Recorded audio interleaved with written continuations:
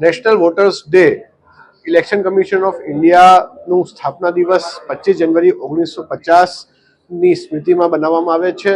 આનું મુખ્ય હેતુ છે કે નવા મતદારો એડ થાય તથા જે હયાત મતદારો છે એ દરેક ચૂંટણીમાં મહત્તમ વોટિંગ કરે એ મેસેજ સાથે આ દિવસની ઉજવણી કરવામાં આવે છે. એના અનુસંધાને આજે જે ગ્રાઉન્ડ લેવલ ઉપર BLO કક્ષાથી માંડીને BLO સુપરવાઇઝર, ઝોનલ અધિકારી, રિટર્નિંગ ઓફિસર સુધી જે લોકોએ સારી કામગીરી કરેલ છે એમનું સન્માન કરવામાં આવે છે. અને આ ઉજવણીનું ભાગરૂપે આજે રાજકોટમાં પણ રાષ્ટ્રીય મતદાર દિવસની ઉજવણી કરવામાં આવી હતી. એના માટે પણ અમે દિવ્યાંગો માટે દિવ્યાંગ એક આઇકોનિક આપણે મોડેલ તરીકે આજે બિરદાવવામાં આવ્યા છે.